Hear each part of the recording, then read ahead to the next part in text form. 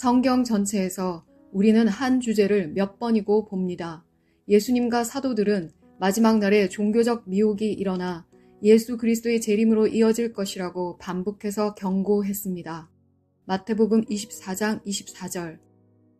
거짓 그리스도들과 거짓 선지자들이 일어나 큰 표적과 기사를 보여 할 수만 있으면 택하신 자들도 미혹하리라. 요한계시록 12장 9절. 큰 용이 내쫓기니 옛뱀 곧 마귀라고도 하고 사탄이라고도 하며 온 천하를 꿰는 자라. 그가 땅으로 내쫓기니 그의 사자들도 그와 함께 내쫓기니라. 요한계시록 13장 14절. 짐승 앞에서 받은 바 이적을 행함으로 땅에 거하는 자들을 미혹하며 땅에 거하는 자들에게 이르기를 칼에 상하였다가 살아난 짐승을 위하여 우상을 만들라 하더라. 예수님과 사도들은 왜 이 세상 끝에 일어날 종교적 미혹에 대해서 그렇게 많은 경고를 기록하셨을까요? 그 이유는 세상 끝의 미혹은 세상이 본 적이 없는 것과 같을 것이며 전 세계가 이 큰 미혹을 향해 나아가고 있기 때문입니다. 계시록 13장에서 말한 것과 같이 적그리스도가 숭배받을 것입니다. 당신이 성경에서 멀어질수록 미혹당할 가능성이 더 커집니다. 미혹에 대한 보호의 첫 번째 형태는 밤낮으로 기도하는 것이 아닙니다. 11조하거나 금식하거나 다른 신자들과 교제하는 것이 아닙니다. 하나님의 말씀을 아는 것입니다. 선지자 호세아가 하나님의 백성이 멸망하는 이유를 말했습니다. 호세아 4장 6절. 내 백성이 지식이 없으므로 망하는도다. 당신이 거듭날 때에 갑자기 모든 것을 알지 않습니다. 하나님의 말씀을 연구하고 하나님의 말씀을 배우기 시작해야 합니다. 오늘까지 저는 여전히 하나님의 말씀을 배우고 있습니다. 하나님의 백성들이 멸망당하고 버려질 때 하나님께서 그분의 사랑이나 힘을 잃어버렸기 때문이 아닙니다. 그분의 백성이 지식이 부족했기 때문입니다. 이것이 바로 지난 세기 동안 서양에서 사탄이 성경과 기독교를 공격한 이유입니다. 제 부모님은 학교에 성경이 있는 때에 학교 다녔습니다. 그들은 기도로 수업이 시작하는 때에 학교 다녔습니다. 오늘날 공립학교에서 기도하거나 성경을 읽는 것은 법에 위배됩니다. 적그리스도의 영에 지원받는 세속적인 교사, 신학자, 철학자, 교수들이 있습니다. 그들은 성경과 하나님의 존재 자체에 대한 회의론과 불신을 더하는 것을 삶의 사명으로 삼고 있습니다. 이 세상의 가장 유명한 많은 교회와 신학자들은 더 이상 성경을 영감받은 하나님의 말씀으로 여기지 않습니다. 그들은 자신의 개인적인 경험을 하나님의 말씀 위에 두거나 성경을 부차적이거나 선택적인 것으로 보고 정면으로 반박합니다. 이러한 의심과 불신의 태도는 웹사이트 통계에 따르면 일부 교회뿐만 아니라 전 세계에 있습니다. 연구는 2021년부터 미국인의 11%가 매일 성경을 읽는 것으로 나타났습니다. 4년 동안의 성경 읽기 습관의 추세는 대다수의 미국인이 성경을 읽지 않는다는 것을 보여줍니다. 성경 읽는 독자층은 각 인구 통계에 따라 다릅니다. 밀레니얼 세대는 성경을 읽은 적이 없는 가능성이 가장 높습니다. 반면에 가장 자주 읽는 독자는 70세 이상의 사람들이었습니다. 제가 말했던 것을 기억하십시오. 사람들이 성경에서 멀어질수록 미혹되기 쉽습니다. 인구의 대다수가 성경에 관하여 모릅니다. 오늘날 대부분의 사람들은 성경이 무엇을 예언하는지 모릅니다. 대부분의 사람들은 바다에서 나온 짐승과 땅에서 나온 짐승이 누구인지 모릅니다. 짐승의 표가 무엇인지 모릅니다. 사탄이 실제한다는 사실을 모릅니다. 사탄이 어떻게 활동하는지 그의 의도가 무엇인지도 모릅니다. 이 모든 것들은 미혹의 씨앗이 싹트고 자랄 수 있는 비옥한 땅을 제공해 줍니다. 이것이 우리가 오늘날 보고 있는 것입니다. 세계 전체는 성경 예언에 대해 전혀 알지 못하며 적그리스도와 사탄의 미혹에 곧장 들어갈 것입니다. 사탄은 숭배를 받으려고 애써 왔습니다. 이사야서 14장 13절 14절에서 숭배받으려는 의도를 말했습니다. 네가 내 마음에 이르기를 내가 하늘에 올라 하나님의 뭇별 위에 내 자리를 높이리라. 내가 북극 지폐의 산 위에 앉으리라. 가장 높은 구름에 올라가 지극히 높은 이와 같아지리라 하는도다.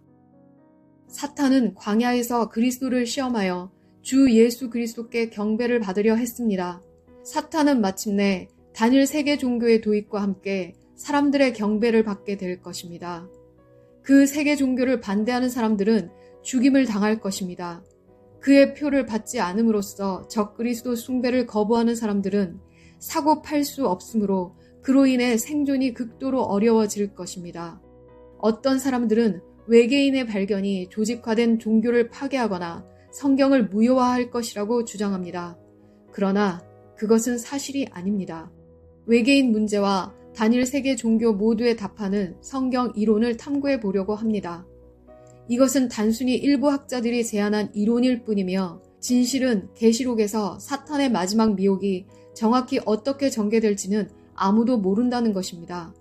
이것은 제가 본 많은 이론 중 하나일 뿐입니다. 성경 자체는 다른 세계에서 온 방문자에 대한 여러 설명을 우리에게 보여줍니다. 다시 말해 이 세상에 오는 영의 세계입니다. 외계인에 대한 웹스터 사전 정의는 지구나 대기 밖에서 발생하거나 존재하고 기원하는 것입니다. 두 번째 정의는 다른 세계에서 온 존재를 외계의 존재로 인용합니다. 성경에는 세상이 시작된 이래로 다른 세계에서 온 존재에 대한 수많은 설명이 있습니다. 악마와 그의 타락한 천사들이 이 세상과 물리적으로 걷고 상호작용한 기록이 있습니다. 첫 번째 악마는 에덴 동산에서 보였습니다. 아담과 하와를 속이고 전 인류를 타락시켰습니다.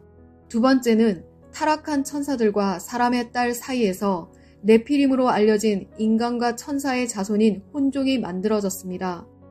창세기 6장 4절. 당시의 땅에는 네피림이 있었고 그 후에도 하나님의 아들들이 사람의 딸들에게로 들어와 자식을 낳았으니 그들은 용사라 고대의 명성이 있는 사람들이었더라.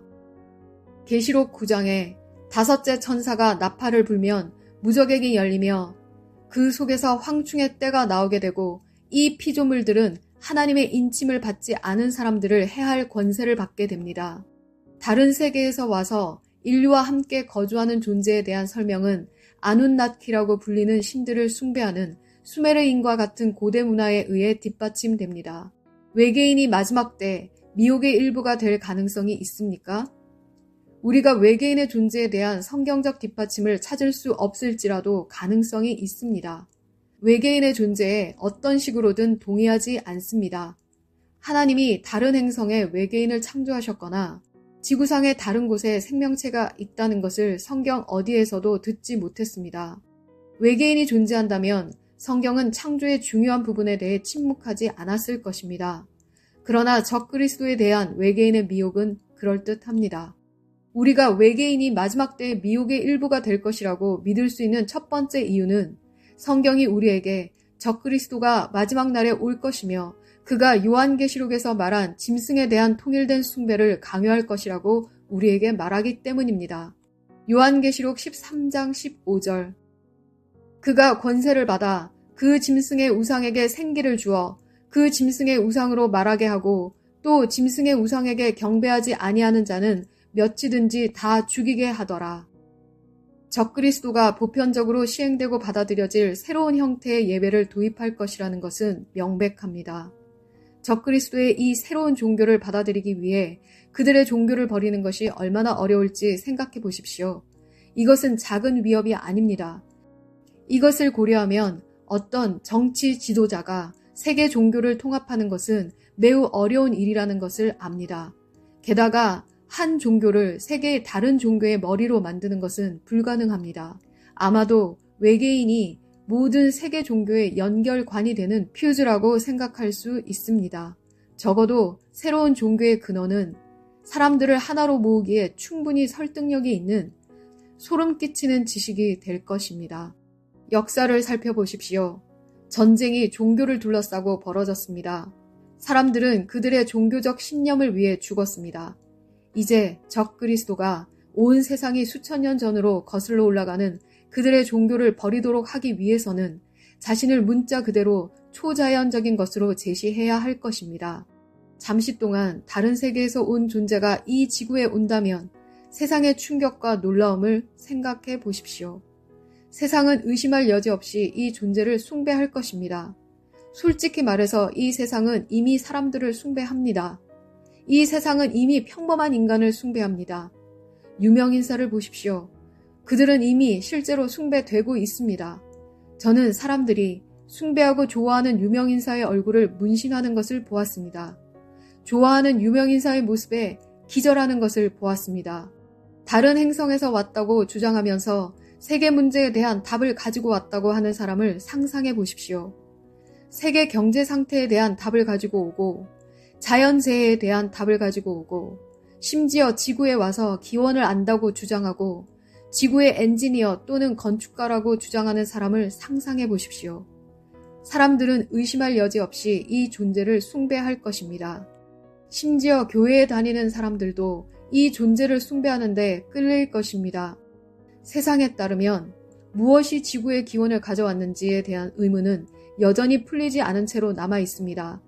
지구가 빅뱅에서 비롯되었다는 주장이 있지만 폭발 자체의 원인은 아직 알려지지 않았습니다. 외계 존재가 도착하여 지구상의 생명체에 대한 외계 설명을 제공하면 세계 종교의 기원과 지구의 기원까지도 밝혀질 가능성이 높습니다.